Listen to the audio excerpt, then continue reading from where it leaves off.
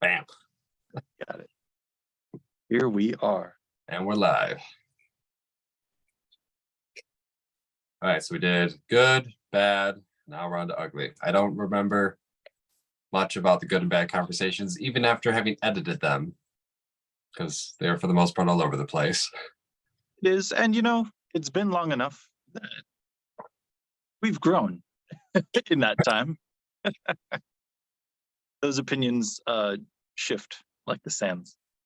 So I'm thinking at the year anniversary of the videos, we'll redo those topics. I like that. So something to look forward to. It's true. Ooh, they're going to be different. That's the best part. Mm-hmm. Mainly more about the topics, not tangents. It's true. Yes. So the notion of what is ugly. I've been looking forward to this one because it is so. I've been trying to think about what is objectively beautiful and ugly. And I don't think there can be an answer to that. Yeah, it's tricky. I think you can break ugly into two types of ugly, but that's really where it shows. It ties back into our conversations about good and bad, and I don't remember the conclusions from those. But so the reason I was excited about it is because on the one hand, there's the beautiful and ugly dichotomy, right? Mm-hmm. Which is what most people think of when they think of the word ugly, is that comparison. But ironically, when people say the word evil, they typically don't mean bad, they mean ugly. Yeah. Right? So when someone's like, oh, it's an evil person because they did evil things, they mean they did ugly things, right? Because the evil,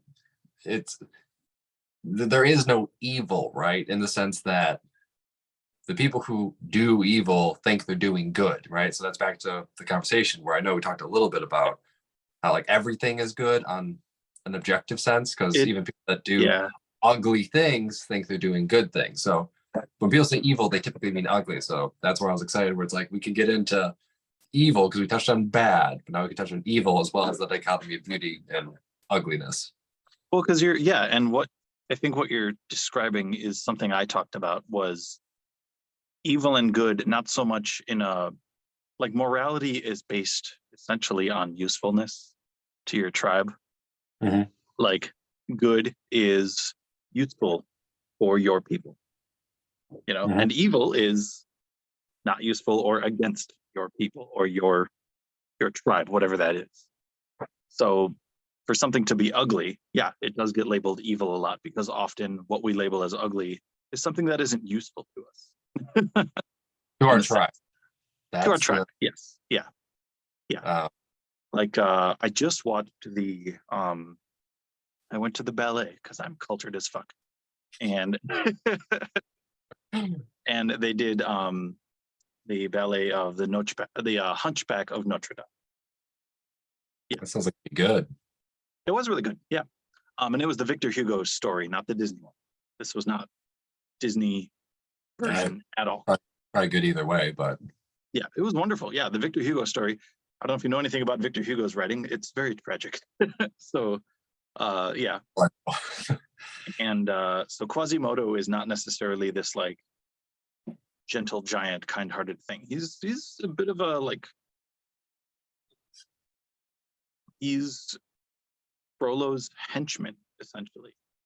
And Frollo is like much more conniving than he's much more hands-on conniving in the actual story. Like he physically assaults Esmeralda, like actually in the thing, which is a very strange sensation to see that in ballet, to see it as dance. Like, that was a very interesting thing to see. And Esmeralda does die in the end. She gets hung. That was a whole spoilers. Yeah. Well, yeah, sorry that the book's been out for 200 years, something like that. I don't know, something crazy like that. Yeah, but until it's been done as a rebooted movie, no one knows the story, sir. Right. True. Yeah.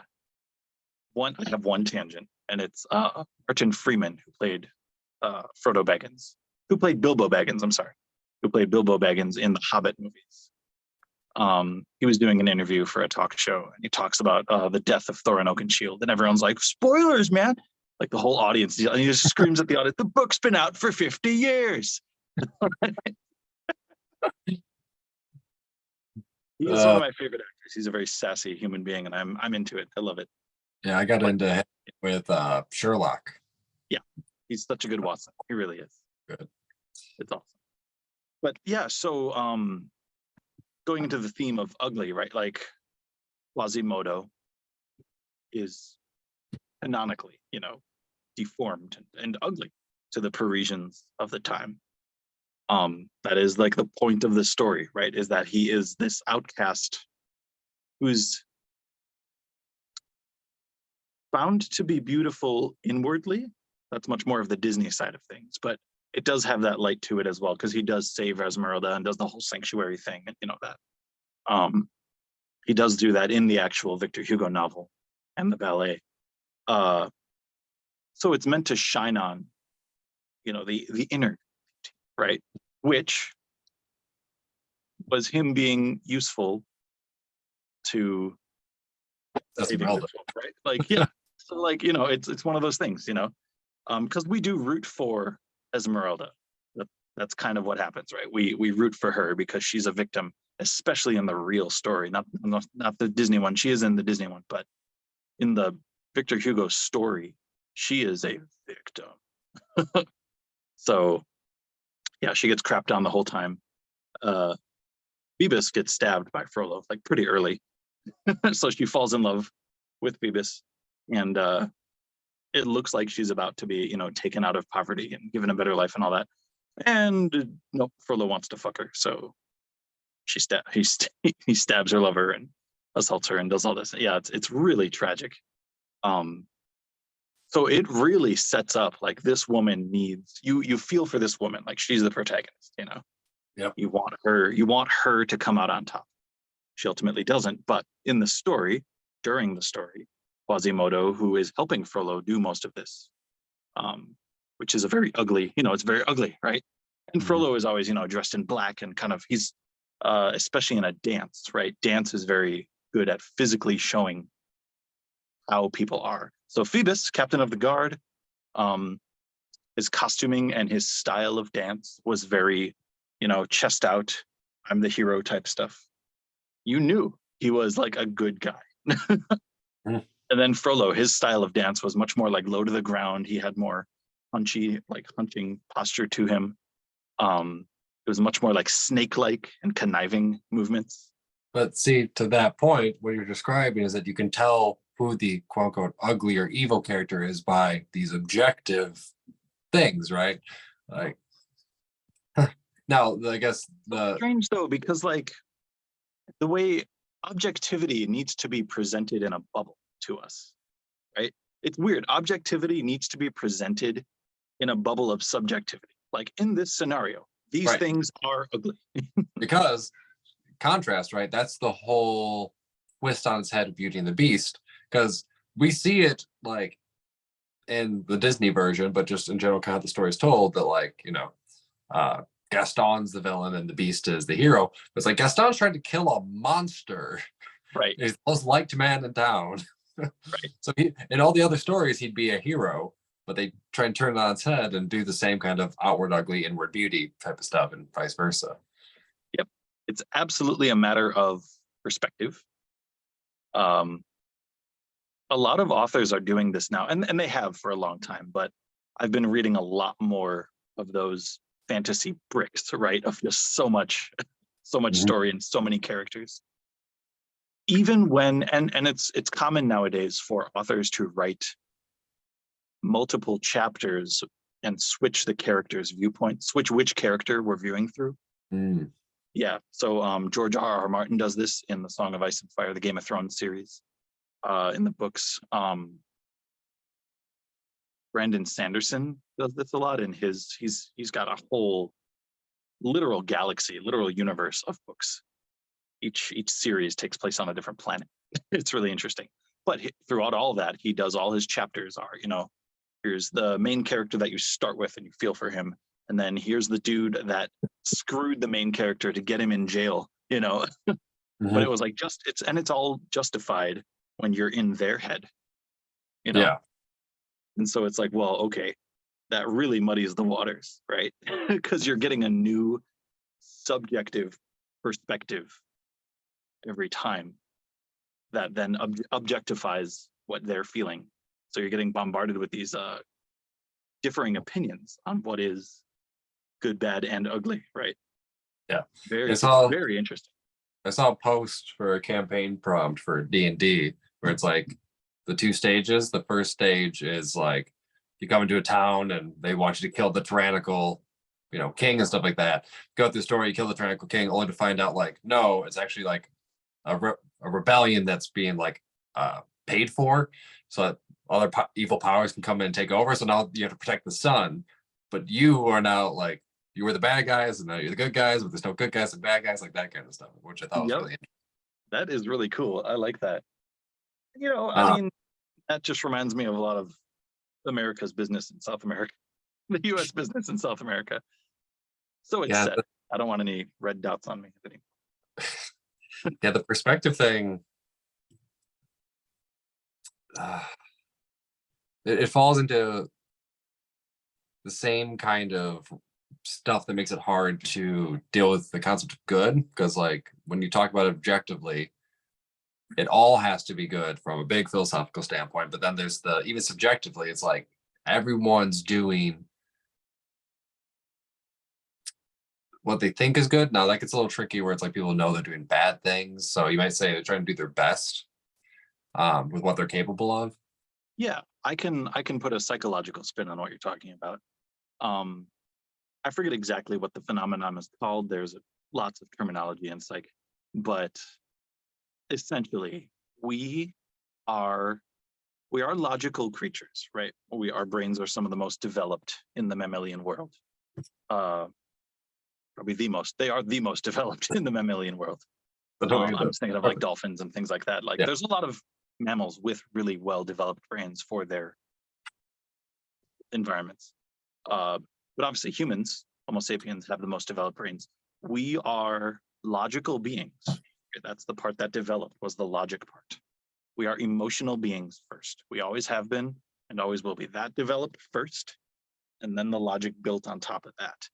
So we feel, and then we think about it. It happens like that. We don't even notice, but we feel first and then immediately justify how we feel with logic. So this kind of goes to your point of everything is good because it's like the need that needs to be fulfilled. Or there's the, in hindsight, right? It's if you make it through whatever you're going through, you always go, well, that got me where I am now. Like, so you can turn it good by back to I guess maybe the key thing through all three of these is perspective, right? Like from where you're standing, it's facing down a dragon, terrible prospect. Standing on top of a dead dragon, no, like I'm a hero. Right. And history is written by the victors, right? So well, whether it, except like for say the Nazis won in the 40s or in World War II. I'm glad they didn't, but say they did. The whole like thing of history would be about the German conquest, and how righteous and blah blah blah and all that kind of stuff. It would be all about that, and people would read that later on, after the fact, like we do now, and they'd go, okay, Germany must have been doing something right. Except for in the modern era, we look at almost all of history as terrible. Which that's a kind of new phenomenon, isn't it? Like there's philosophers and historians, smarter people, more, people who notice things more, patterns usually, but who talk about how most of history is not, it doesn't shine a good light on us. But as far as just the general populace, we kind of just, well, we're here, so we must be right. Well, and there was you had the juxtaposition of the benefits of the Western conquest mixed in with them telling their side of the story. Yeah. We still have the benefits, but now there's alternative narratives. Yeah, which again, we're getting to the point where the authors of history, now we're reading each chapter from a different character's perspective. Yeah, So the ugliness of, you know, the Scandinavian raids on England and inner Europe, like the people who, the history that we know is from their victims because they wrote shit down. As simple as that. Mhm. The Scandinavians, I'm sure, had. Now, is pillaging justified? That's not for me to answer. I really don't know enough about that kind of history to know. But they were also, you know, traders. Although, to be a pillager and a trader, I assume you just kind of strong arm your deals. I don't really know how that all worked. No one talks about it. You But, sell you the know, they stuff, were you set somebody depicted, to crack it. right? They were depicted as, you know, by their victims. They were depicted as, you know, sent from hell. And of course, that's going to be an ugly depiction.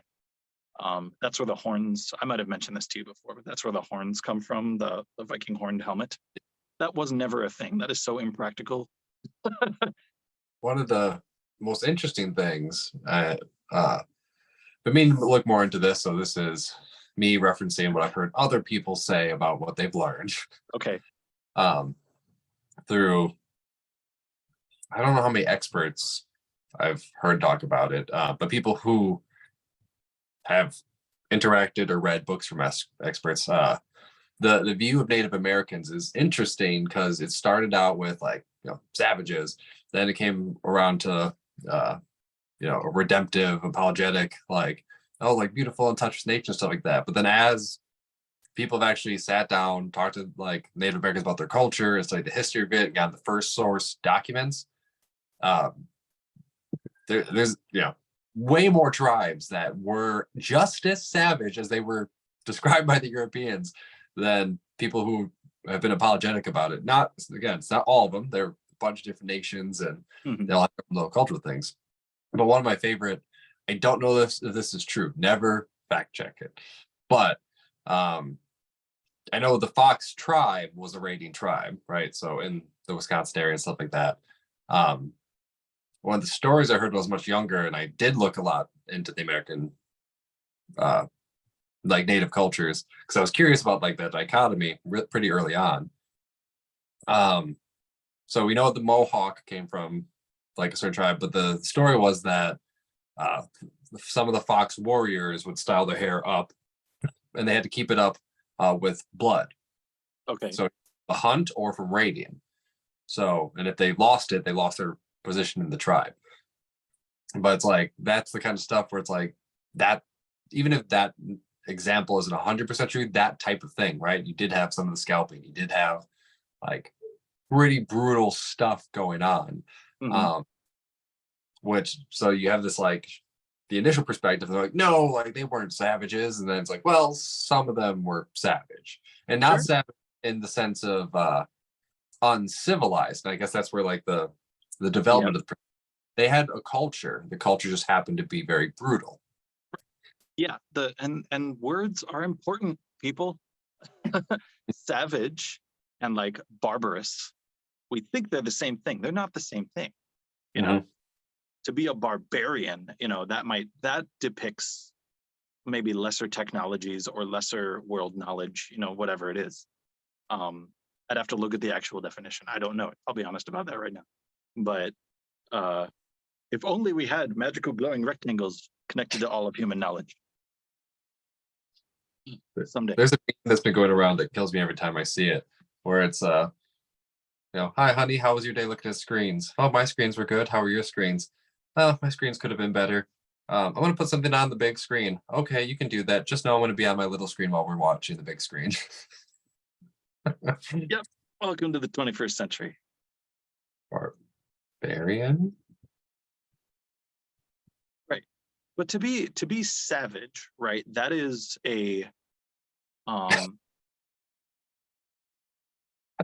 yes. First of all, I didn't know that barbarian was spelled barbar, Ian. Oh yeah, barbarian. Yeah. Didn't know that till it was broken up. Uh, Noun, a member of a community or tribe not belonging to one of the great civilizations, Greek, Roman, Christian. So, okay, that's important to recognize. It's silly, right? But that's important to recognize. The word Ah, barbarian is strictly a Western European thing. however, synonymous with savage, barbarian or savage is someone who's perceived as either uncivilized or primitive. Okay. So barbarian is the like mid to Western Europe version of anyone not us, right? Now, And they because were made to like to keep it on track with the ugly term, right? Mhm. Like they were definitely depicted, they were made, presented as like way different. And usually when we think of uncivilized, we usually think of conventionally ugly things, maybe they're not as kept, groomed or whatever, groomed or hygienic, things that we would consider, the term cleanliness is next to godliness, right? That whole thing, where we feel to be hygienic is to be beautiful, Well, essentially. but see, this is where things get funny because with the whole Nordic peoples, that the trouble was they bathed a lot. They were too They were. hygienic. Yep, yep. To the point where, yeah, English wives were more interested in the Vikings than their husband and their smelly husbands.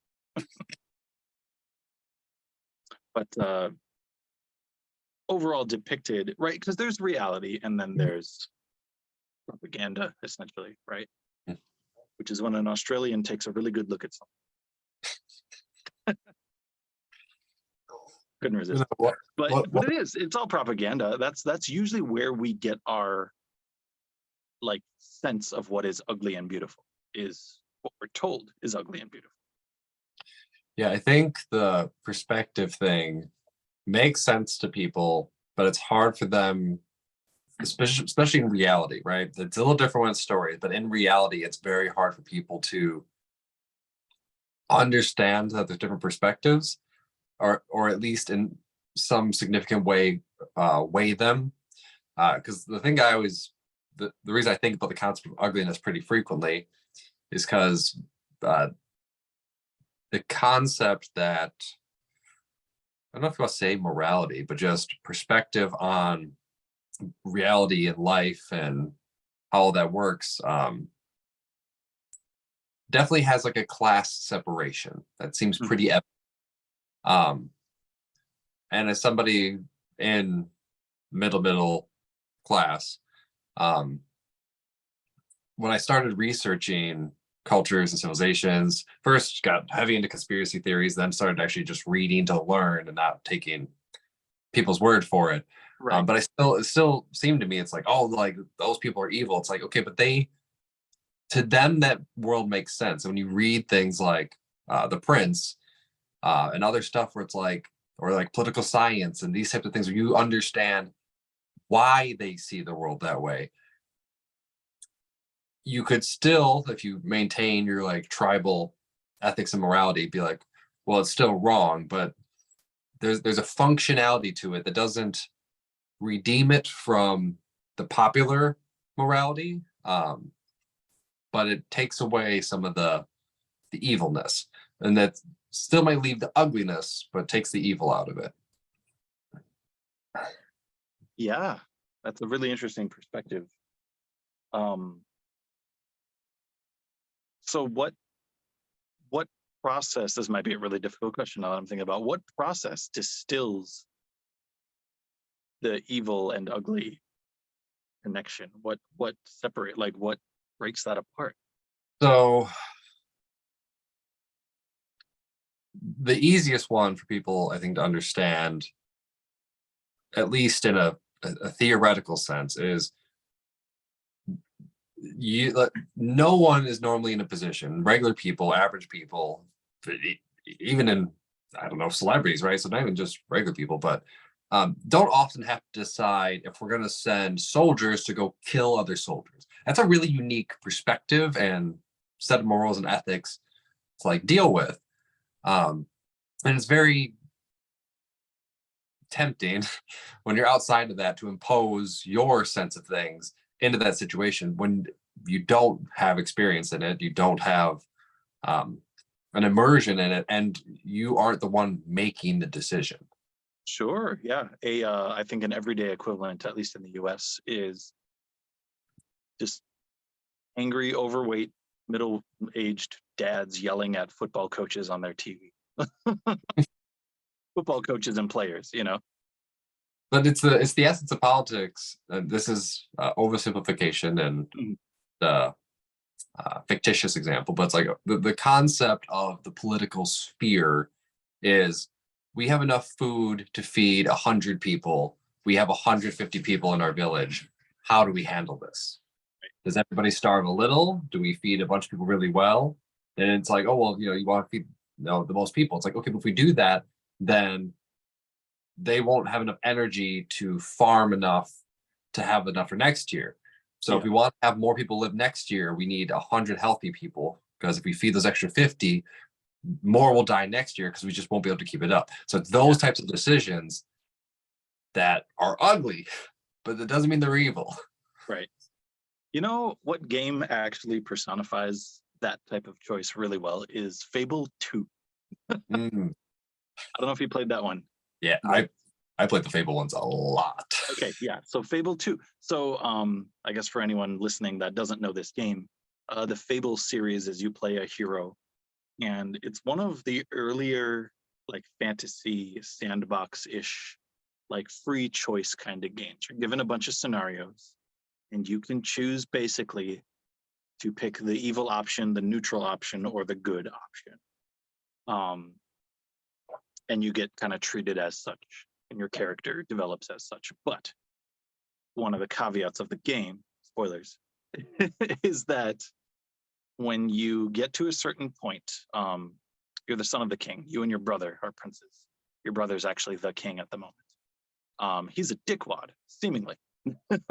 He, has factories. It's like the Industrial Revolution. He's got factories with child labor, and conditions are poor, and he's kind of a tyrant of sorts. You work to depose him, whether you're good or evil. You work to depose him, and find out that he's been working so much because there is this like looming monster of sorts, like the darkness is coming, and it's going to wipe out most of the continent unless preparations are made. So he's been secretly making those preparations, and you have to be ruthless to do that. Your character then has to make those choices. And if you don't prepare enough, most of your populace dies. And you could, so if you play the game entirely good, basically, if you pick all the good options, the continent actually dies. You kind of lose in the end. It's a very unique scenario, and one that I never found my way around. Yeah. So, and that's like driving home the point. Like, you're having fun playing this game. You're the hero, right? You go on these adventures and save people or kill them. You become your fullest version of whatever you want it to be. And then you have to make these kinds of like choices that affect way more than either just yourself or your local vicinity. It's like, nope, you have to, somehow raise enough troops, which costs money and gets food, and you have to like do all that. I think I played the good character, and I bought all the homes and so I was like a tyrant landlord. I jacked all the rent up on everybody, so I had enough money to buy troops while still somehow being good morally. It was an interesting aspect. Yeah, but that's just it, right? Like, your populace adores you for the hero that you are, but hates you for the landlord that you are, because you're trying to like, that was my end of the game. And that's just one of those things. It's a silly video game. It's a fantasy video game that's a little dated these days, but like, that scenario is historically reoccurring in every type of scale. Yeah. Yeah, And it makes us feel icky. We would love everything to be cut and dry, but that is not the world we live in. yeah, it's the debate that's come up a lot recently, which I hadn't given this too much thought until just now. But the concept of utopias, I guess maybe in other eras, like, I don't know, maybe the 50s and 60s into the 70s.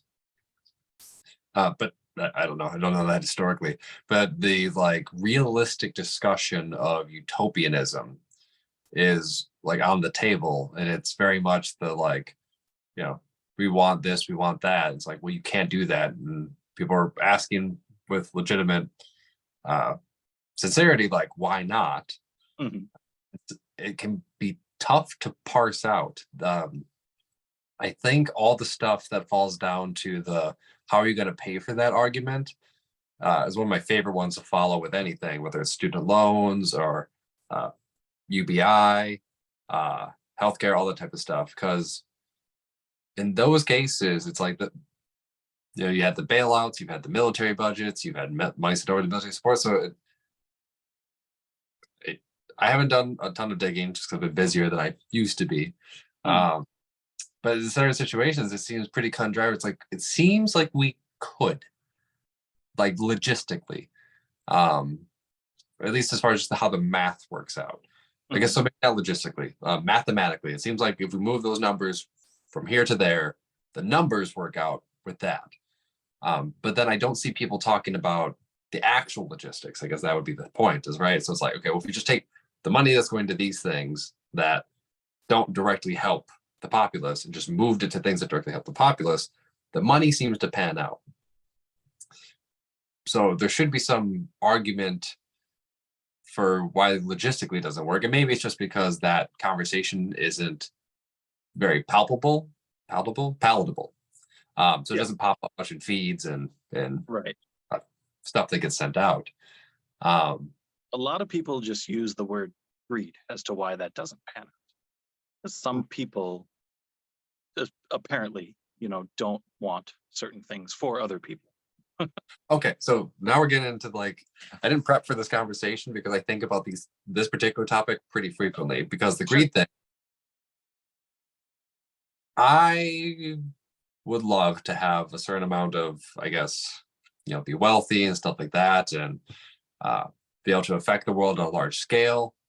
I know my inclination is legacy driven, and part of the legacy part of it, I guess, is I don't know to I don't have a hero complex, but I do want to have a goodwill thing, right? Like I would like to be remembered for doing good things. So if I had the capacity, I would do those types of things.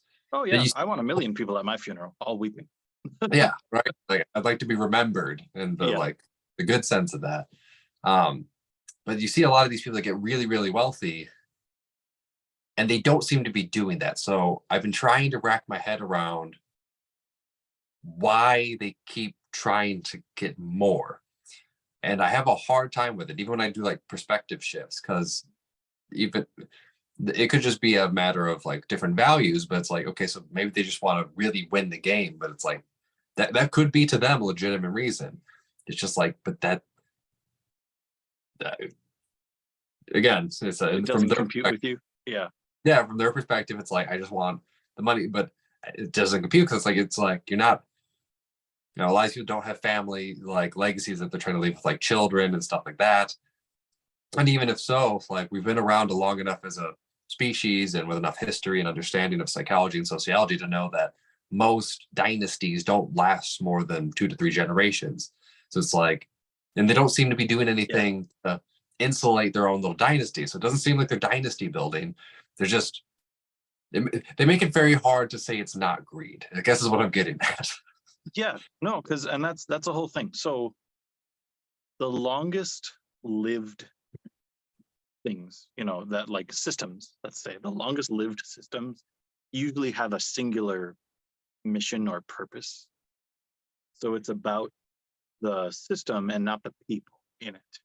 So I think of the there's an inn, a hotel, an inn in Japan that has been running for like something like 1500 years by the same family. Which is like what? Pretty good. Right, right. Now, obviously that's like the very surface level history. It might have, it might be like super distant cousins of the original family or something, who knows, but um or it might be, no longer running, like that might be old news at this point. I don't know. But a really long lived, traditional Japanese inn. Uh, then you have to ask, like, well, how does something like that stay running, through generations? Roughly, like 15 or so generations, which is massive. But see, Uh, that makes sense to me, right? Like if you have that, but why does it make sense to you? That's because that's what we should get at. yeah, see, because that, yeah, this is a good point. Because I'll give my contrast an example because I hadn't thought of something like that that makes more sense for like a legacy. Um, because there's there's a pride in that, right? There's the family honor. It's a tangible legacy. Right. Um, And like it's about the place, right? This place exists to take care of people that come here. It is a place of, healing and respite. well, So and it simplifies life for all the family members, right? It's like what we do is this. It's yes. so Yeah. that makes a lot of sense. I've been I've daydreamed about like if all my wishes came true type of thing, what would that look like type of stuff. Um, and it maybe do like thought experiments about like, okay, imagine having incredible wealth. It's like, okay, imagine having children, but you want to somehow use the wealth into a dynasty type thing. Hmm. How could you manage that? And being a little more experienced with kids now and paying more attention to that kind of dynamic, it seems pretty tricky because it's like there's almost no way I can see a good way to like instill the starter's passion right into the mechanism. Um, so the example I'm thinking of is like the mythical aspects of like the Rothschild family, right? It's like, okay, well, they made all this money, they want to keep all this money for power, right? It's like, okay, but the chances of everybody being born into that family having that same uh inner drive to like have power, to get the same pleasure from the power game, right? Let's assume they just want to play the game and be good at the game. Hmm. It seems very unlikely that all the people within that family sphere are going to get the same enjoyment of power. Um, so, and if you're smart enough to get to that kind of position, smart enough to try and plan for a legacy, it seems like that issue would come up. And yet, people still do it. Any of the super powerful things, right? Like the families in the Middle East, right? The actual monarchs that still exist.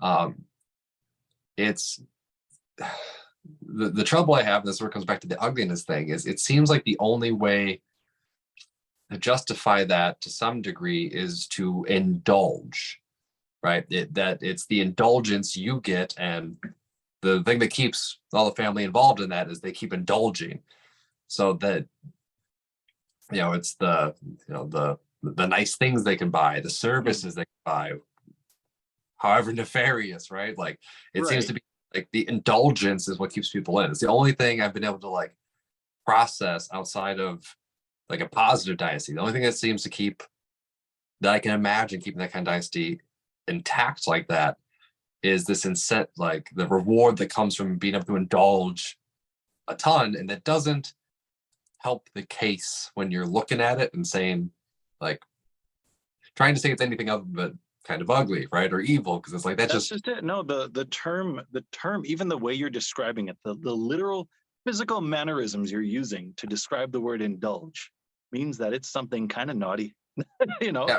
like um because it is in a way like to indulge means to, you don't need it. It just means you don't need it, but you're going to do it anyways. I'm going to indulge in some cake.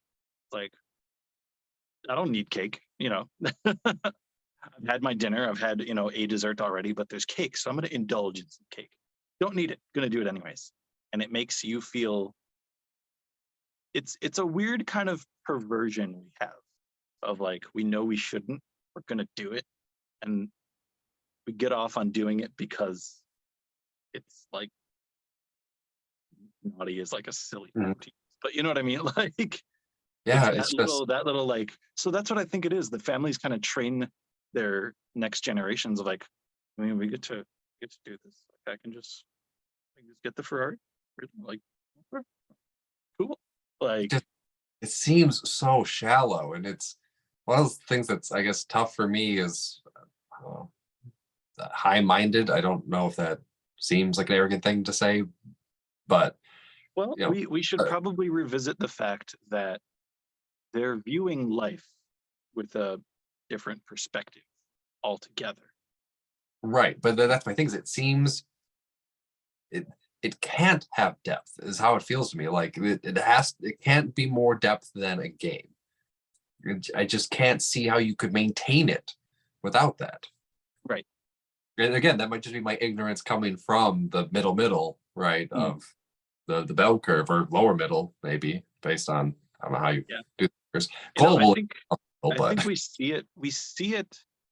It's more of the flash of a match when we see it in this man's story. But I think Jordan Belfort has a good biographical, explanation of what we're talking, or not example but of what we're talking about. but he would be the perfect example. Of, it's a game, right? Like that's it. Yeah, There's nothing else to it. It's a that's game. yeah. I like winning. That's it. Mhm. And some people really get off on that because we want to feel big. We want to feel either superior. We want to feel superior, and not always in the like domination kind of way. Like I love feeling superior as a teacher. I like being the one with knowledge and advice that I can give to people, and they appreciate it, and it makes me feel good. Like I'm a teacher for kind of selfish reasons. I do want to help people, but But you want it to help. feels right. It feels really good for something that I do and say to have a positive effect on someone's life. Like, hopefully, Um, is that greedy? Like, I do want to teach more. I want more students. I have that kind of greed in a way because I want more of that feeling. Like I love adoration. I want adoration. I don't want, you know, people to like grovel or fear me. I don't want any of that. Um, I want people to love me, and that's its own kind of greed in a way. Very But strange. at least But I'm not you're gamifying it. I guess I'm not gamifying it. That's the weird part. I'm not tricking people into doing it just well. to It's get not, more not even numbers. necessarily tricking, but it. How would we compare it to the game example or make the game example better?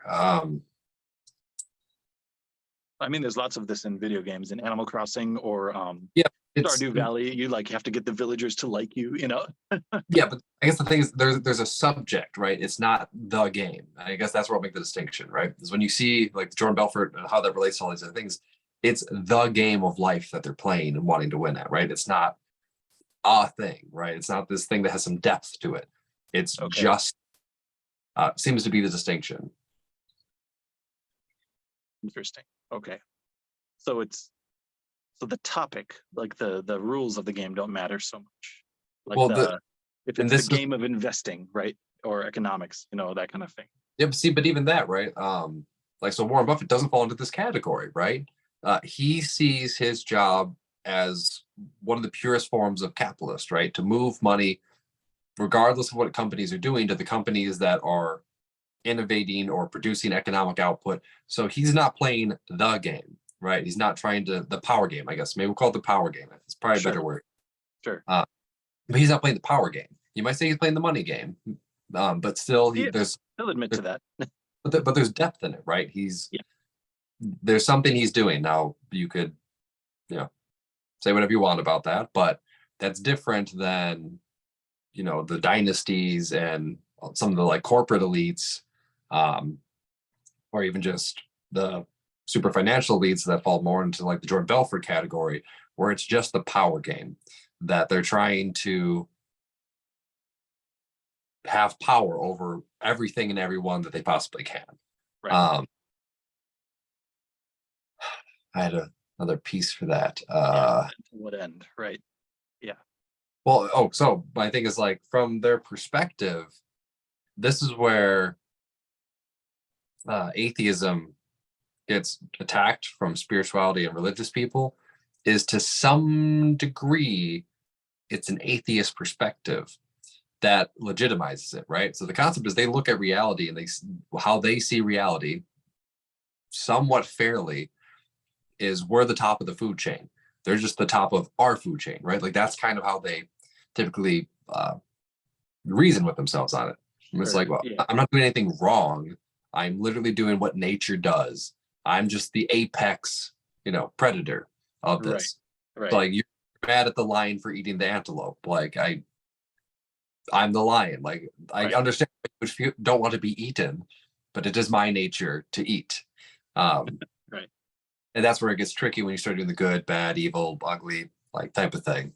Um, but I do think maybe to bust some of the conspiracies, it's like it is that shallow. But also you run into the trouble of it's that natural.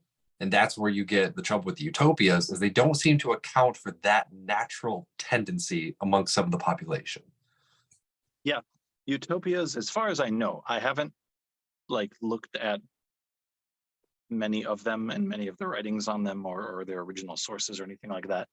But as far as I know, based on my own experience with discussing it, they're purely thought experiments. They're all what if scenarios, which are good. We want those because that will help us innovate. Because if we can get closer to a utopia, then we're probably doing something well as far as technological advances, medical advances, what have you.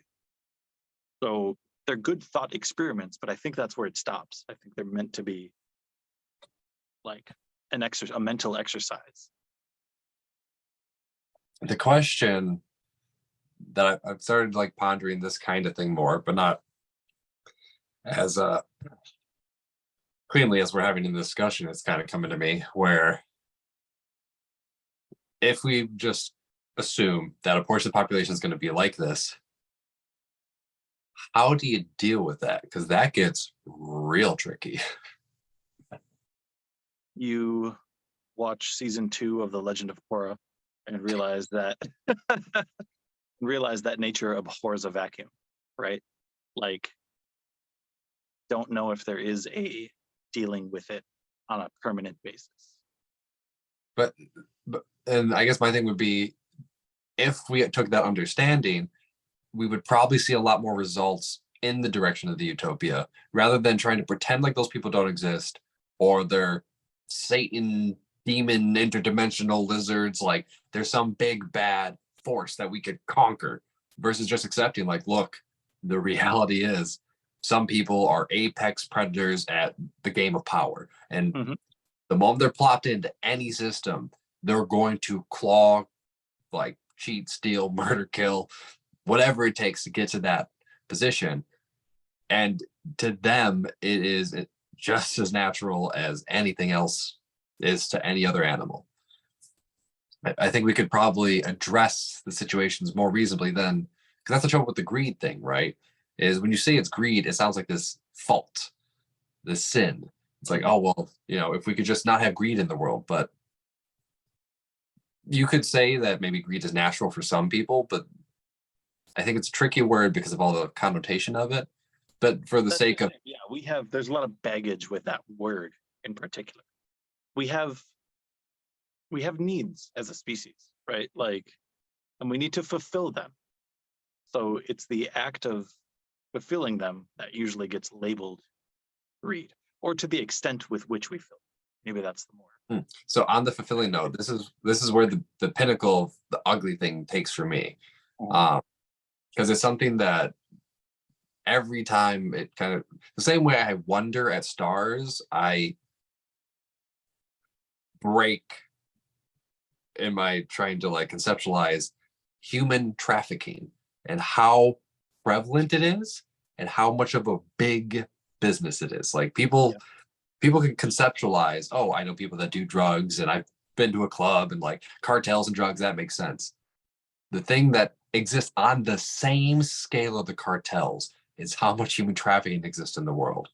Right, like it's organized, like it is people working together to make it happen. Mm-hmm. Yeah. And it's only something that can be afforded by these apex power predators. Right. Um, and people talk about all kinds of things, but people don't seem to talk about that. And I don't know what to do with it. That's why I'm like, It's tough. I once watched a company I worked at was largely invested in social justice. So they had a summit every year. They probably still do. A social justice summit. And one of the panels that I helped operate, I wasn't on the panel. I was just I was helping manage the whole thing. Was about human trafficking, specifically in like this area in the Milwaukee, Wisconsin area. Mhm. it was really hard to sit through because it's a big problem, and the organization of the traffickers is much more solid than the organization of their opposite. They're Mhm. people trying to break that situation. Well, and even more organized than the cartels. And I think that's what people are missing. It's one of the reasons we don't talk about it is like cartel people and drug dealers get caught all the time. We know where their compounds are in, South America and all that stuff. The opaqueness, the how well organized and how well hidden the human trafficking organization is terrifying. And again, the thing that gets me that when I think of ugliness, and it's as much as I fall into this like neutral, central, dabble with immoralism and all that stuff, it's just so ugh. That money's coming from somewhere and a lot of it. A lot, And, yes, and yeah, it's international in many cities and all this stuff, which means it has to pervade not just the money, but the network has to pervade all of this. mhm, Fuck your lizards, fuck Satanists. Like, that's a real thing that's really happening, real conspiracy that's crazy. yep, yeah. It's a whole thing, and so much of it is through what has been, I guess, recently termed as dark psychology. Um, because it's very rare that so we're talking about a global situation, right? And with a global situation, there's multiple cultures involved. So I think we often get the idea that a lot of people are strong armed into, they're like taken off the street and then just, like the movie Taken, right? They just kidnap people and put them in these situations. That does happen. That does happen. I'm not going to ever discount that. More so, people are coerced into it using this dark psychology as it's termed. In the West. In the West, yeah, yeah.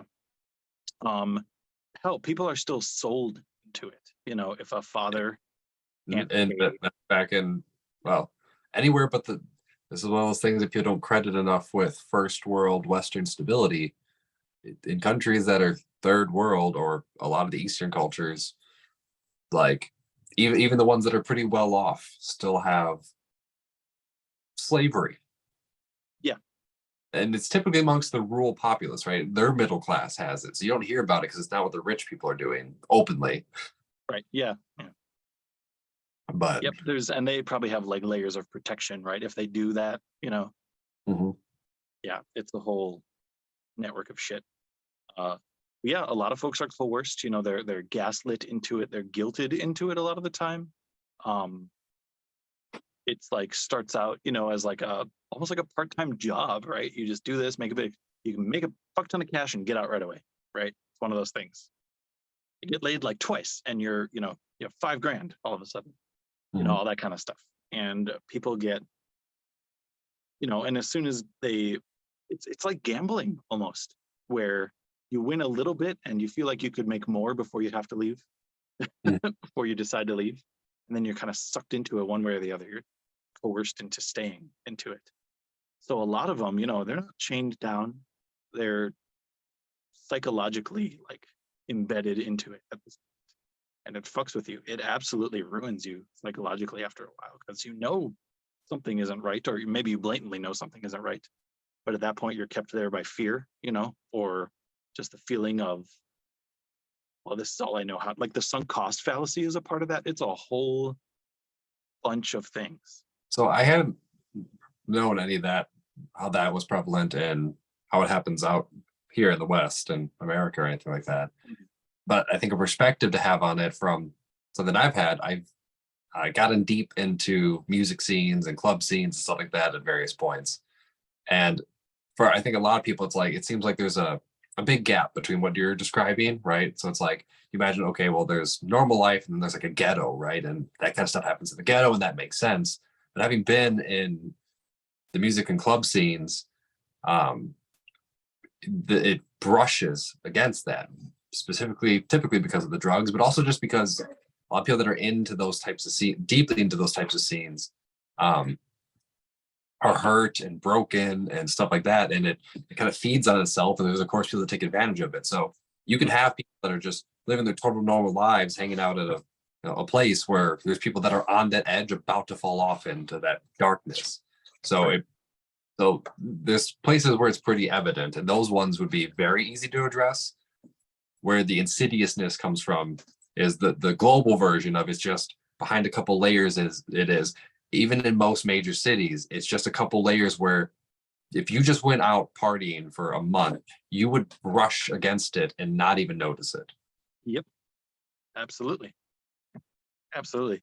And this isn't to scare anybody. It's just to like just make it known that this shit is way closer to your backyard than you think at all Mm. times. Which Well, means there can be things done about it. It's just so multifaceted in in its scale and approach, and it's so I don't know, it's like you said, just brushes up. Like you and I have both looked at, take pickup artists, like the traditional kind that, have the lingo and do all this and that. And they study psychology essentially to connect with women in various ways. Some do it more respectfully than others, but that's kind of the point, is to connect with women, um it would be it's a scary amount of easy for someone to do that and just connect them into prostitution or what have you, sex trafficking. Like, instead of, oh, just sleep with me and we're done, kind of thing. It's like that same technique can be used to just enter the flow well, of traffic. and what's more dangerous is that people who are willing to take it to its extreme end through their motivation for it and discipline are more likely to be on that uh, psychopathic or psychopathic. There's a word that's not psychopath. There's a like psychology term for it, but they're on that sociopath psychopath spectrum Mm, because it's very hard to do it at its finest. Not its finest. It's very hard to do it at its most efficient and intense when you feel anything, because the way to get the best results is to do just what works, regardless of how anybody feels about it. If you can just yeah, bullshit and lie and pretend to have emotions and you do everything right, regardless of the interpersonal interactions of it, the morality of it, the emotions, you're going to get the best like results, hmm which means it, which is very similar to business. yeah. Is This is where all the jokes about lawyers, politicians, and clergy, like, so many people can be like that. They just got to follow the right steps. It's more of a code. It's more of a computer code formula than yeah, so the human. people that Like, are yeah, less emotional, more robotic, are better at following that instruction of code. right. So then it comes to, so that's just information, right? That's just data. It's like people who are like this are more likely, it's not that they won't, it's just they're more likely to fall into these kinds of things, or be attracted to these kinds of things. Then the question is like, so I would call that ugly, right? If that situation were to happen, I'm not calling those people ugly unless they decide, make the choice to do these things and get But, people into trafficking. but that's where you get tricky with the decision thing, right? Like the farther out you are on the spectrum, the more you need the power thing to feel anything, right?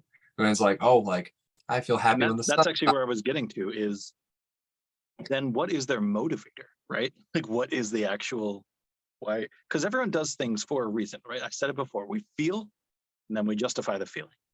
So what are they feeling? What are they trying to get? What are they They, justifying this for? they want to feel alive, and this is what people that don't either have something internally that lets them understand or haven't studied it don't understand, is that they're just trying to feel, which can be very alien to people. But it's that lack of emotion, that lack of feeling that makes them so capable and so dangerous.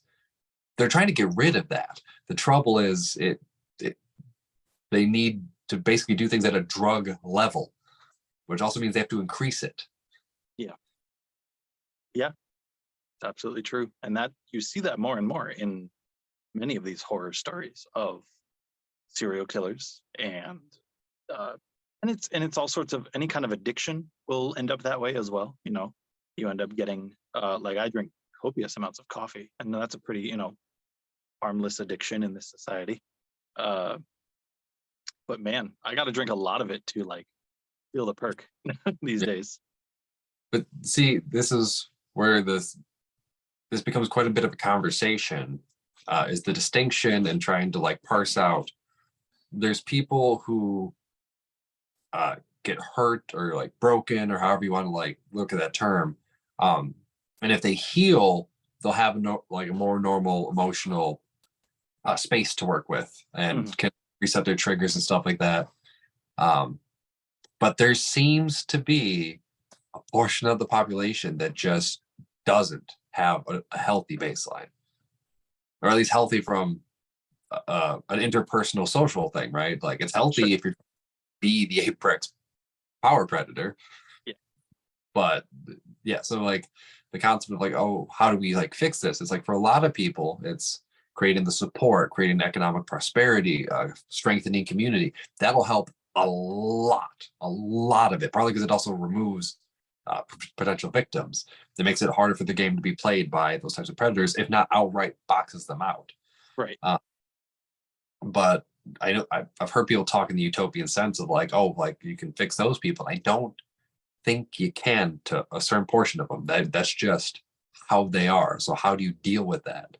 That's the whole thing, right? Like you have to learn to direct their energies, direct Mm, their, like, because uh you cannot outright like change the tide. You can only help direct where the water goes. It's that whole thing. The tide just happens. People like that where their brain chemicals are a certain way or what have you. I don't know. Yeah, like which might be a good case for why we have the capitalist game we have. It's like the alternative is them trying to be lords and kings and stuff a like lot of it's that. a compromise. Most sports are compromises for us not killing each other. Like I'm having a hard uh, seeing what kind of outlet you could give to that type of person because unless there's real power involved, and maybe theoretically if you get a healthy enough populace, they'll still play the same games, but in order to play, they'll adapt to the rules. So that sure. might be the case to make. I mean, yeah, like every thing, so eloquent. Every way that people are, every action they choose to use is really just it's neutral, right? It's the outcome that we decide is bad or good. So, or the intent, whatever it is, but the actual like way, their nature is just data. So you could take someone who coerces people into human trafficking or would be predisposed to do that, I should say, because people who already do it should have consequences for that. But I'm guessing someone like that would make a great like hostage negotiator. Like someone who's trying to See, manipulate others to an end. mm, well, one, if you start taking them out, there's not going to be as many hostages. So it's a self-defeating occupation. And yet we still have them. So, you know, But two, it's a that wouldn't be enough of a rush, right? Because it's the power, and I don't know how you deal with that, right? Because they're going to want power. Power means control and influence and things like that. The only way I can imagine it is if society was so healthy. I guess this is the Star Trek is my favorite out of all the sci-fi stuff. As far as if we're going to right. imagine future, All the what ifs. Yeah. yeah, because it's not a perfect society. It's not a utopia. And you even see in at least the second one, um, you see that's lots of the people in the Federation and in the political and military positions. Like there's people that do outright bad, and there's people who are bad people, but they're playing the game based on the rules that there are. So Sure. the mass of humanity and population and the whole thing works really well. But they're those types of people, and it gets pretty clear because when certain decisions come up, they're like, we're gonna do this. It's like, oh well, what about these feelings and stuff? They're like, no, like that's not how this is gonna happen, right? So you can see that if you force them to play that game, they will. Mhm. Um, but you're always gonna have outliers. So the point is to try and get the ones that love the game enough to play by better rules and let the outliers be obviously outliers. Right. Yeah, that's a tricky one because like how do you because no one's you can't imprison someone just for being predisposed to something, right? That'd Right. be yeah. That's tricky, right? And just be like, oh, those people, because that's a real dark road to go down. Ooh, yeah. No, we've people have tried that throughout history. Uh, It doesn't work. It doesn't go well. yeah. Um so like I'm just thinking of this now, but this might be where like virtual realities can come into play, right? If someone needs to live that fantasy in whatever capacity, that could be arranged, in a harmless manner. Again, you're Now, still gonna get the ones I that know need that has a cap, yeah, and it's pretty obvious that that would get like they you. would max out their level, and You want to know where this gets real tricky? If we're talking about reality, mhm. those are the people with most of the power already. So how do you change the system? How do you That's change the just game? it, isn't it? Run it? Yeah, I mean, the whole Epstein thing like really showed that, didn't it? Mhm. Uh, and yeah, this is where the like ugly really shows itself. Is like most of us can agree that that's an ugly situation. That's just an ugly thing. But we also, you and I don't benefit from that, do we? Like there are people that do, and that's what I'm afraid of because they might not. So part of my whole thing, right, is I try to get in the head of whoever I'm thinking of. I don't, I don't want to think about this. I don't want to try and justify trafficking and all that kind of stuff in their brain. But we kind of have to, right? That's the Well, hard work. and again, I think you could fairly simplify it in a swallowable size pill Mhm. as power, right? It's the game of power that they need, crave, want. That's why they do all the stuff. It's that Yeah. satisfaction. Whatever it is that's your thing in life, even if it's like a hobby or whatever, that thing that you get that just rush of feeling alive, Mm. that's the feeling, and they get that from the power game. Um, one of the things I struggle with having stepped like trying to step into that perspective and step back and that type of thing is they entirely bank on the fact that the mass populace, it's not that they won't uprise because they can deal with uprisings because it leaves a vacuum and they just fill it back up. Right. What they're banking on, and this is where it gets real tricky, is they're banking on the fact that the populace won't organize sufficiently enough to change the game because they could if we just actually organized, not rabble roused and right, like again, not destroy the whole thing because then they'll just build it up their way again. Mhm. Um, and they're very confident based on kind of what we see. They're very confident that won't happen. So the danger is, what if they're right? That's another one of those ugly things that I don't know if people want to like talk about much. But you can make a pretty easy case when you see how split things are and how Mm. each side sees the other one as like terrible. It's like, okay, their whole point is that because you guys see each other that way and that's how the splits happen, there's no possible way you could organize enough to change the game. And they're very confident in that. I'd love to try and do a united rally like, how about we prove them wrong? But they have a lot of evidence. They have thousands of years of playing this game with the same Yeah. result. Yeah. But things And change. people, we love our idols, right? We like worshiping the fetishes and idols and all that. Uh, we like crave that for some reason, um, in some way. You know, even atheists have their idols of sorts. Mm. A lot of people idolize the powerful, because you're right. We all want power of some kind, control and power and all that. Um, hell, I, that's why. I mean, what we're talking about is why shootings are up in the U.S. You know, people are taking control in a very violent fashion. You know, but I don't know if I would probably fall more into the because there is a philosophy, there is a school of thought where if you're wealthy, you must be good. We've kind of yeah. talked about that before, right?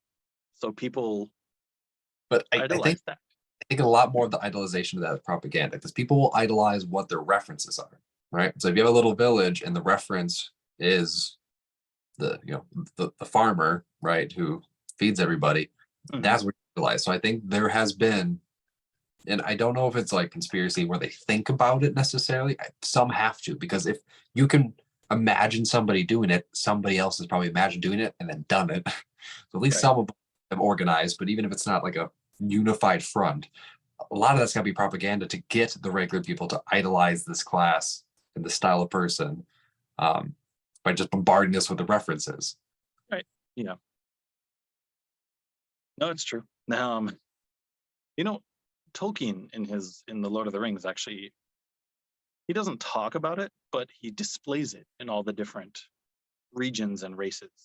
So because they all kind of have an ideal of their particular race, I guess. You know, even Mhm. the men have different kind of races of men. So we'll call it a race. Um, the like the hobbits, you know, they what I'm not going to be as poetic as Tolkien, obviously, but they Here's the big thing: the Bagginses were not the ideal; they were the wealthy hobbits, and they were yeah, they considered were they were weird. weird. They were the weirdos. They were. Um, absolutely. No, the hobbits were more like Samwise's gaffer, you know, the old gaffer, you know, Mhm.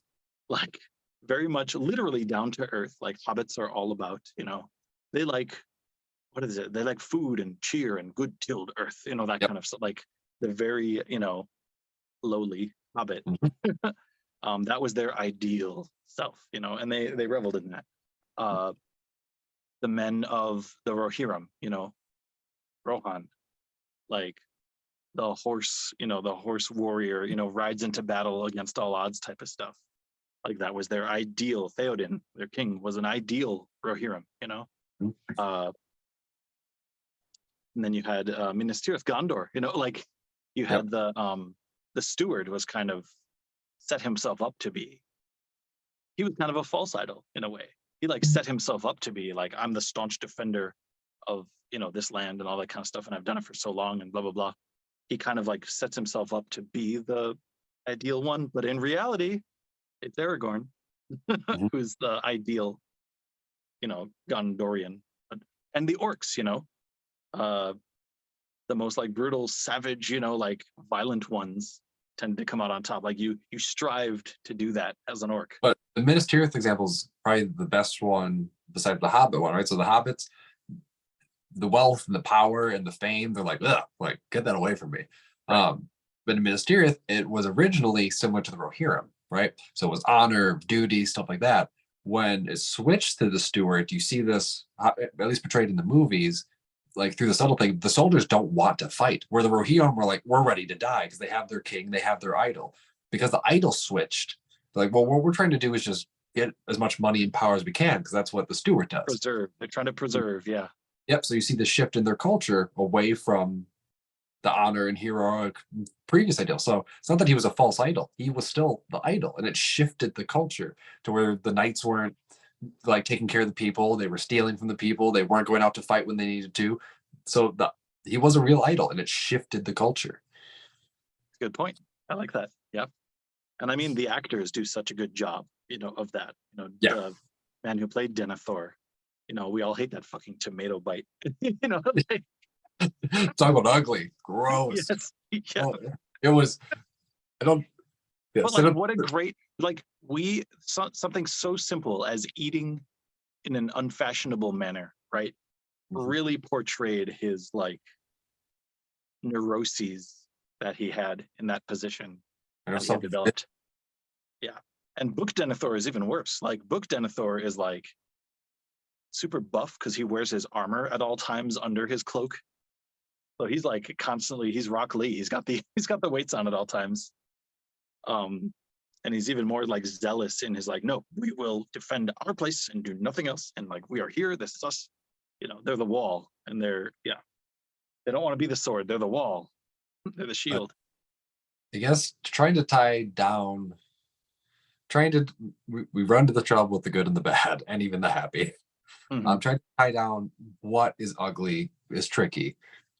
But I think if we just, probably the most beneficial thing to do with that concept, ugly, evil, how those things interplay, is accepting that it's a reality, I think would help people organize how they're trying to change the world and affect the world in a more accurate and a way that's more powerful to affect real change. Because if you Mhm. just leave it out and you try and change it without addressing it, it's going to come in like a wrecking ball every time.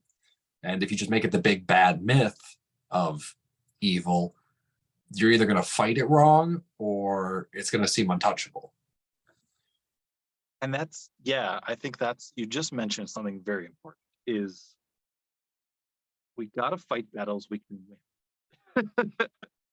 And I'm not saying it's hopeless. Like, you just have to choose the right enemies. You have to choose a real enemy, you know, because so often that's why, especially like we have a perspective in the US, right? That's kind of our main perspective of anything, is our American perspective, what we see in our home country, in our homeland. And so many of the American populace is dissatisfied and angry and losing hope very quickly because they feel like all of these issues they're running up to, there's no there's no singular like enemy. They're facing a wall. It's just a giant monolith that they're like not sure what to do with, which is also why we're not treating each other very kindly anymore, because there's no outlet to actually put the justified, problem. But even people have been trying to do that recently where they make the enemy the elite class, right? The trouble is you're trying to beat them at their game, right? Right. So that's my trouble with the concept of having to have an enemy. I don't think that not to be a Peterson about it, but the enemy should be chaos, right? So don't make it the people specifically. Don't even make it, you can make it the system, right? You can say that's the enemy is the system, but then you don't want to focus on fighting the enemy. You want to focus on building the antidote. Sure. Yeah. So, okay. This kind of brings to mind I made a post a few days ago about, I reread Hagakure, which is the Hidden Leaves. And it is an old samurai text. And it talks about a lot of things. I talked about death, and how the samurai were, quote unquote, obsessed with death. You must act as one already dead. It's essentially how they say. And what they mean by that, I think, ties into what you're talking about a little bit. So what they mean by that is that we shouldn't focus too much on the achievement of goals and the defeat of enemies and things like that. It's more about, like, don't try to defeat ugly. Try not to be ugly. Mhm. That's really what it turns into. So they were like, I am this person. Like, they worked on themselves. It was very internal, that thing.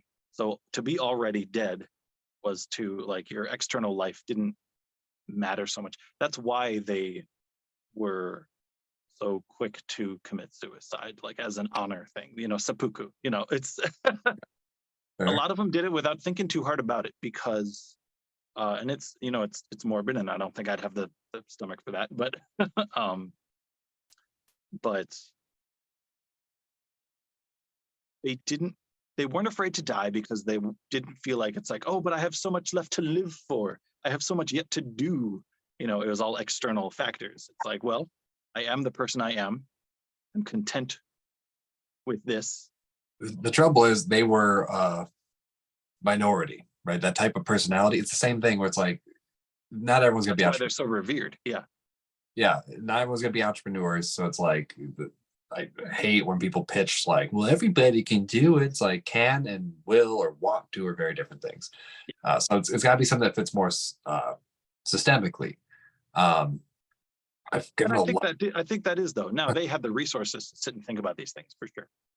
But I think we can overall, just really simplify it into the easily swallowable pill about don't worry too much about the huge, giant, big picture things. Just try to be better here, like don't be ugly. You want to kill ugly? Don't be ugly. Yeah. But I'd say what you should do is just make your sphere no bigger than your immediate community. Yeah, absolutely. Because that seems to be the antidote. That part of that's a Buddhist phrase is no, I'm going to paraphrase it because I don't know the actual words. I'm sure even the real quote isn't the actual word, so who cares? But no candle, right? No flame was ever diminished by lighting another one's candle, like that kind of thing. Because it's watching all this stuff about the federal government as an American, as a patriot, as a lover of the founding fathers concept, we shouldn't be worried about it. The reason they have so much power, the reason they have so much all this stuff is because we keep focusing on the federal level. What you need to do is focus on the state level. State level happens on the city and town level. The game was built to benefit people when they played at the level they were at, in their neighborhood, in their town. You bring all those things together to make a little state thing, and then you send those people off the federal government. But if you're watching just the federal government, not paying attention to everything that's happening here, you're not playing the game right. And you're pushing all the power and everything to the big group that's not supposed to have the power. Right. So, okay. Here's where some dilemmas come in. Is do we then have to make the choice of ignorance? Right? Because all these things are available, all the information, is available to us at any time. All the world news. I can learn about what's happening anywhere at any time, I feel it. And sometimes it's shown to me whether I wanted to or not, especially on things like TikTok, Facebook, the social medias. We get to see that stuff whether we want to or not. Now, is it responsible to make the choice of ignorance to try and scale down your sphere? Do you not want to know these things so that you can focus on your immediate vicinity? I don't know if that's takes a lot, right? I think it's more of the subtle art of not giving a fuck. It's like you can know, you can pay attention, just fuck it. Focus. Like you only have so many fucks to give. Stop putting the fucks there. That's a really good analogy, and I completely forgot about that book, even though I'm the one that introduced it. Because you want to know what the reality of you're fighting, the party split, right? Well, if you're focused in your area, I'm going to venture to guess most of you living together in the same area have the same views, right? Right. So if you did that, you're not going to bump into this much. And when you do bump into it, then it's smaller scale, right? You have this one city in the state, so the city sends its representative to deal with that, but now you're all part of the same state, so you're not arguing what happens for everybody, the known American world.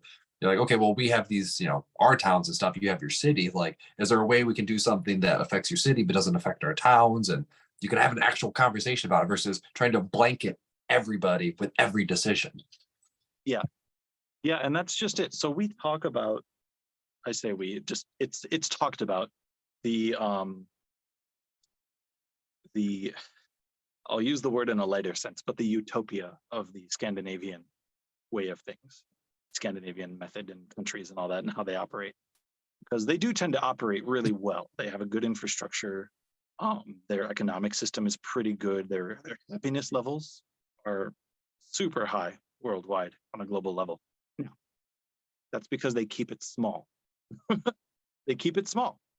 They're really homogenized. There's not a lot of cultural diversity in these countries, and the countries themselves aren't that big.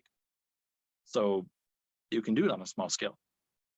You're absolutely right. We keep focusing on the giant, it's that scene in I Love Lucy where she's working at the chocolate factory. It starts out easy enough, and then just more chocolate seems to keep coming, and she just gets completely overwhelmed. That's what's happening with us in this country. It's super diverse, and that's a great thing. It really is. It comes with many unique, awesome perspectives. and we get to boast about cultural diversity and how, you know, many things can come of that in a good way. That's awesome. We need to focus locally. A local place can be diverse too. You know, it's not just the whole country or nothing. And I think that's what we're running into, is a lot of all or nothing mentality. Mhm. Which I've been reading up on. I've been reading up on a lot. I've been studying that kind of thing, mostly in terms of health and fitness, because we tend to fall into that trap of, especially, you know, the binging and the purging. It's all or nothing mentality, right? Mm. Where you could be really good and really like strict and confident in what you're eating, and then you're presented with a plate of cookies. And that's my weakness. And you feel like you ruined the whole thing. So you just take everything from one scale, just plop it onto the other one, and it just bottoms out. You know, it's all or nothing. That doesn't have to be the case, but we seem to be predisposed, or at least habitually disposed, to doing that. So then how do we try to adjust that on a national scale, all or nothing again, but, you know, to get everyone to simmer down and come down locally to Yeah, actually how focus. how you do that is a whole nother thing. But Yeah. I think we'll start wrapping this up. But so Yeah. ugliness, we didn't even bother really trying to define much because we're gonna run to the How same. can you? Yeah. How can you Uh, really define it? Yeah.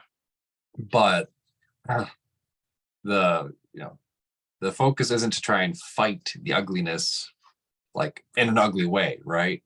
The point is to cultivate beauty because it's an antithesis. It's the light to the dark, right? So Hmm. you light the candle.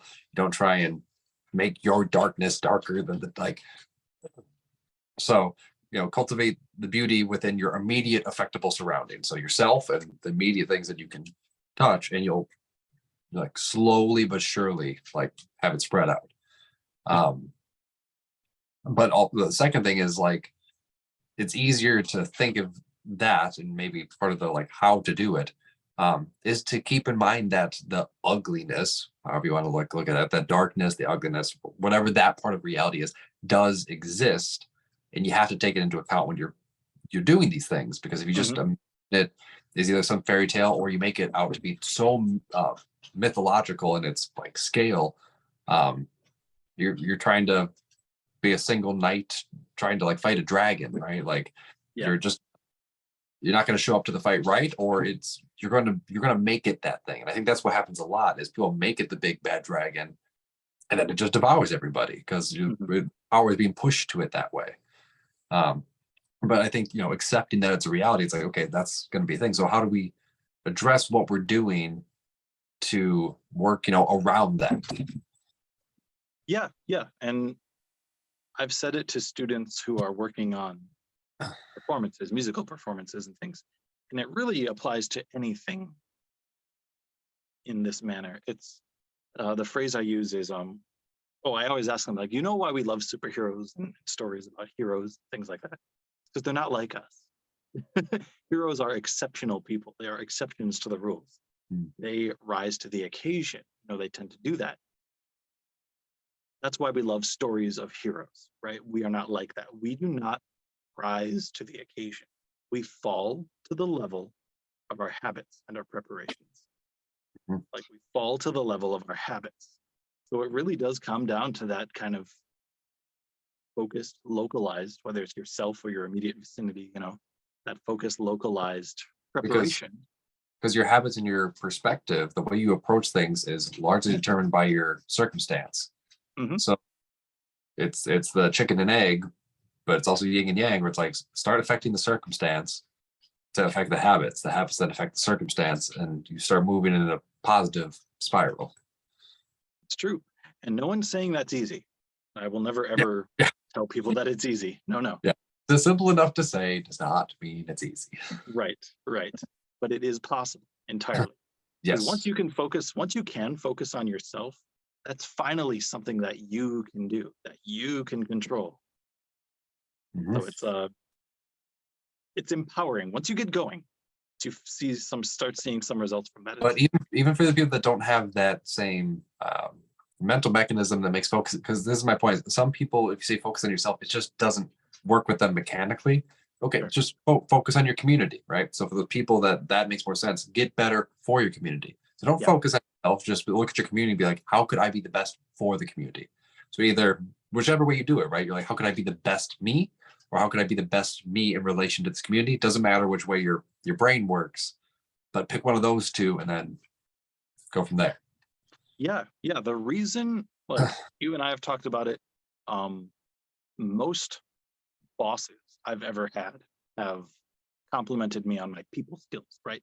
And it's because I want to be a good teacher. That's what it really boils down to. I want to effectively and positively communicate with, teenagers, essentially younger people, in order to help them navigate the world a little better. So every skill that I have, I read books on psychology and sales and marketing, all that stuff to influence people, because I want to help my community.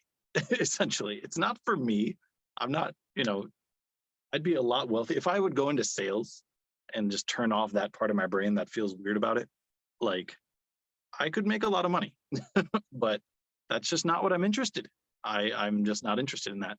So I could focus on myself and make a lot of money in that way, or I could focus on myself to get the skills to make whoever I come into contact with better. That's Mhm. something I picked up from the actor Ethan Hawke. Wrote this little book. I think it's a night. Oh, what is it? It's this little like book that he wrote. It's a parable. He like pretends that he found this book. Hmm. Yeah, he pretends that he like found this book, and it was an old like letter that a knight, Sir Hawke Uh, of ancient yep, times. heard Yeah, of it. yeah, and it's a parable. It uses stories from the Buddha and some tales from King Arthur, just lessons that we all should learn. But one thing that I took away from that I absolutely adore is it's a knight's duty to make every person and every place better than when you found it Hmm. in some way, even in like the smallest way. I'll pick up a piece of trash on the way out of somewhere, whatever it is. Yep. Uh, Mhm. but like, that's it. That's all you need, is that little gem right there. Just make people and places better than when you found them, some way. Yep. Beautiful. Mhm. Tackling the big philosophical questions and problems of the world, one podcast at a time. No one's ever done that before. Nope. But see, no one's gone into it being as open as we are that we have no idea what we're talking about. Yeah, As we I'll were never pretend to be an expert. No. just trying to make sense of it. Yeah. And we could be wrong, but it seems to make sense. No, it's true. That's another book. More Beautiful Question. The answers are all out there. We're at an age, it's the information age, right? All the answers exist. Now it's our job to start asking the right questions. Mhm. So, The which is next- hard. Yeah. All right, cool. We don't have a topic already picked, so we get to pick one for the first time since we got into the good. That'll be fun. So stay tuned for that. Oh man. To the drawing board.